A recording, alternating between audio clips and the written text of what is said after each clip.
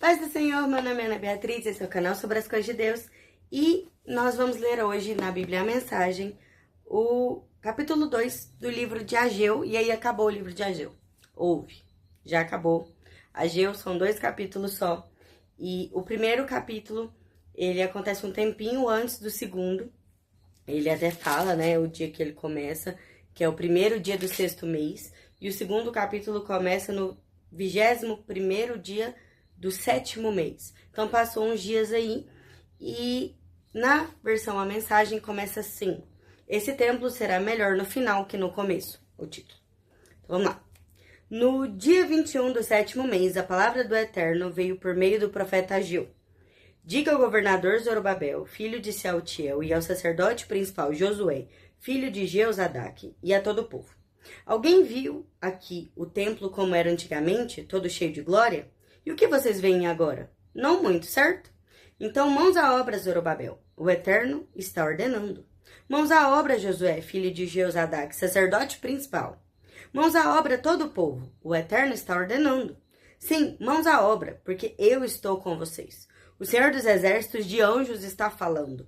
Ponham em prática a palavra que eu dei a vocês por meio da aliança, quando saíram do Egito. Estou vivendo e respirando no meio de vocês agora. Não sejam tímidos, não se acanhem. Foi isso que o Senhor dos Exércitos de Anjos disse. Antes que vocês se deem conta, vou sacudir o céu e a terra, o oceano e os campos. Vou sacudir e derrubar todas as nações pagãs. Elas trarão toneladas de riquezas, e vou encher esse templo com brilho. O Senhor dos Exércitos de Anjos está dizendo isso. Toda a prata é minha, todo o ouro é meu. É o decreto do Senhor dos Exércitos dos Anjos. Este templo será muito melhor no final do que foi no começo. Um início glorioso, mas um final ainda mais glorioso. Um lugar em que vou repartir completude e santidade. É o decreto do Senhor dos Exércitos dos Anjos. No dia 24 do 9º mês, repetindo, isso foi no 2º ano do Dário, a mensagem do Eterno veio a Ageu. O Senhor dos Exércitos dos Anjos diz: consultem os sacerdotes para uma orientação. Se alguém carrega um pedaço de carne consagrada no bolso, carne que foi separada para o sacrifício no altar, e o bolso toca uma broa de pão, um prato cozido, uma garrafa de vinho ou de azeite, ou qualquer outro alimento, esses alimentos se tornarão consagrados por causa desse contato? E os sacerdotes responderam não.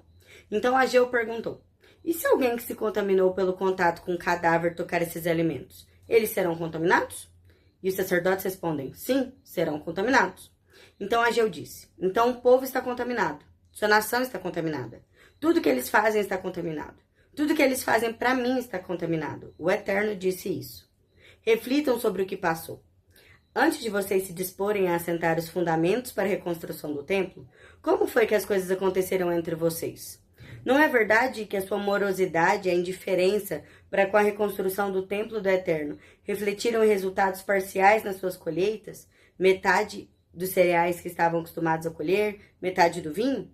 Eu os atingi com estiagem, ferrugem e granizo. Tudo que era de vocês foi afetado. Mas parece que isso não os incomodou, porque agora vocês continuam a me ignorar. E isso é um decreto do Eterno. Agora pensem a partir dessa data, dia 24 do 9º mês. Pensem a partir do dia em que a reconstrução do templo foi iniciada. Alguma coisa nos seus campos, vinhas, figueiras, romãs, oliveiras, deixou de florescer? A partir de agora, vocês podem contar com a bênção. A mensagem do Eterno veio segunda vez a Ageu naquele grande e memorável dia, 24 do 9º mês. Diga a Zorobabel, governador de Judá: estou para sacudir tudo, para virar tudo de cabeça para baixo, e começar de novo do topo à base. Destituir governos, destruir potências estrangeiras, arrasar o mundo das armas e equipamentos bélicos, confundir os exércitos de modo que acabem matando uns aos outros. E naquele dia, essa é a mensagem do Eterno, vou tomar você, Zorobabel, como meu servo pessoal. Você será como um anel de selar, o sinal da minha presença, uma autoridade soberana. Observei o campo e escolhi você para essa obra. Essa é a mensagem do Senhor dos Exércitos dos Anjos. Amém? Então, esse é o capítulo 2, curtinho, tá? Essas 2 partes. E acho que eu gostaria de comentar 2 coisas pra gente finalizar, então, o livro de Ageu. A primeira é que em outras versões de Bíblia, né, a gente acaba decorando esses versículos de a glória da segunda casa será melhor que a primeira, será maior. Ou então, quando ele fala assim, vocês viram o templo como era antigamente, todo cheio de glória. E agora vocês veem o quê? Não muita coisa. Todo ouro é meu, toda prata é minha, né? Deus é dono de todo ouro e toda prata. Então, tem alguns versículos que são mais comuns para nós em outras versões. Mas eu queria fazer uns comentários rápidos. O primeiro é que o povo estava construindo esse segundo templo reclamando, cansados. Eles estavam desmotivados, desanimados. Então, no primeiro capítulo, o templo estava em ruína, estava cada um cuidando da sua vida, e eles estavam vivendo um tempo de tristeza, de desânimo, onde tudo não estava fluindo. E agora eles estão reconstruindo, só que não estão vendo fruto, sabe? Eles estão ali reconstruindo o templo e estão trabalhando na obra e parece que estão desmotivados, estão cansados, não estão vendo resultado naquilo que eles estão fazendo. E eu acho que isso acontece muito, principalmente num tempo onde você crê em Cristo, te equipara a pessoas que falam que creem em Cristo, mas fazem tudo o contrário do que Jesus falava, e isso dói muito no coração de quem conhece a Cristo. Então, uma das coisas que eu queria comentar é que nesse segundo capítulo de Ageu, tá acontecendo uma coisa que acontece conosco, que é a gente tá envolvido com o trabalho, a gente está envolvido com a obra de Deus, a gente está envolvido com obedecer o que a gente acredita que a nossa fé nos leva, mas mesmo assim estamos cansados, desmotivados, a gente não vê resultado das coisas. Uma das coisas que está acontecendo aqui é que o primeiro templo, o templo de Salomão, era lindo, chique, top, cheio de ouro, prata, riquezas, e esse agora tá muito pobrinho, tá muito sem graça, tá muito sem ornamento, né? Porque eles não têm o dinheiro que Salomão tinha, eles não têm o dinheiro que Israel anterior tinha. E o que tá acontecendo agora é que eles precisam de motivação. E o que Deus fala para eles através de Ageu é o seguinte, eu achei isso muito maravilhoso. Minha gente, vocês viram como é que era antes? Vocês estão vendo como é que é agora? Antes era rico, chique, bonito, mas eu sou o dono de todo ouro e toda prata. O que vocês têm agora é a minha presença. Continua fazendo, porque eu estarei com vocês. E eu achei isso tão maravilhoso, porque às vezes a gente quer ver o resultado, a gente quer ver gente, a gente quer ver dinheiro, a gente quer ver seguidores, a gente quer ver conversões, unção, poder, magia, sei lá que a gente quer ver. Mas a gente quer ver alguma coisa. E na verdade, quando a gente olha, parece que no passado era melhor. Parece que o antes era melhor. Parece que a oração passada, a juventude anterior, a igreja anterior, o começo da sua vida com Deus, sei lá, tudo antes parece que era melhor. E o próprio Salomão fala isso em Eclesiastes, né, que não se deve dizer isso, que antes era melhor. Mas aqui em Ageu está acontecendo. Eles estão fazendo um segundo templo e parece que, por mais que eles estejam trabalhando, não tá valendo a pena. E esse Deus eterno vira e fala, cara, tá valendo. Tá valendo que vocês estão sendo obedientes. A santidade muitas vezes não tá no resultado, tá na obediência. E ele continua falando sobre isso, quando ele faz aquela analogia, né? Se eu coloco aqui comidas boas perto de uma comida normal, essa comida fica boa? Ela fica abençoada? E se alguém que encostou no morto toca, ela fica amaldiçoada? Então, assim, a santidade, ela não pega. Se eu sou santo e ando com alguém não santo, eu posso inspirar essa pessoa, mas ela não vai ser santa porque eu sou. Agora, o pecado, a podridão, muitas vezes ela pega mais rápido. O mofo pega mais rápido. Em outras palavras, se você pega uma laranja, coloca perto de frutas novas, cheirosas, bonitas, recém-colhidas, essa laranja não vai melhorar ou piorar. A laranja vai continuar lá. Mas se você pega essa laranja e coloca no meio de frutas podres, mofadas, cheias de mosquito, essa laranja vai apodrecer. Então, quando ele faz essa analogia, ainda mais num contexto de pessoas que estão desanimadas, desmotivadas, porque estão trabalhando e não estão vendo resultado, eu acredito que é um pouco disso que acontece com a gente. Quando a gente quer começar um trabalho novo, a gente fica todo empolgado, fala horrores na entrevista, que quer fazer mil coisas, aí começa o trabalho, fica assim, nossa, tô aprendendo, tô conhecendo gente, mas aí de repente um colega fala uma coisa ruim, o outro vai, fala mal, o outro mete o pau, e aí você recebe pouco e começa a trabalhar muito, e de repente você começa a amaldiçoar aquilo. E aí você vai ficando triste, e desanimado, e desmotivado, e parece que era melhor antes, sendo que você desejou aquele trabalho. E eu acho que isso serve pra tudo. para curso da faculdade, para ministério, para relacionamento. Nossa, com certeza para relacionamento. Você tá lá solteiro, desesperado, querendo ficar com alguém, e aí, de repente, você conhece uma pessoa, tá lá toda encantada, só que se todo mundo começa a falar mal dessa pessoa, você começa também a só ver defeitos, e aí, no bom senso, a gente não sabe, mas é importante ouvir aquilo que o Eterno diz. E o que o Eterno diz pra Ageu falar para essas pessoas é: minha gente, se eu estou com vocês, se eu estou aqui nesse templo, então é isso que vocês precisam. Vocês não precisam de ouro e prata e ornamento, porque eu sou o dono do ouro e da prata. A gente leu, né? E eu acredito que isso é pra nossa vida também. Se Deus é o dono do ouro e da prata, o que a gente precisa é a presença dele. Não o poder, não a magia, não a unção sobrenatural somente, não os seguidores, os vídeos, e o dinheiro, e o melhor som, e a melhor luz, e o melhor prédio. É a presença. Vou chorar. A presença é maior do que a finança, a presença é maior que a recompensa, a presença é maior do que resultados, e é isso que está acontecendo. E quando ele fala, a glória da segunda casa será maior que da primeira, ele não está só falando que debaixo de obediência e com santidade, se apartando do mal e com a minha presença, você vai ser mais feliz e coisas melhores vão acontecer.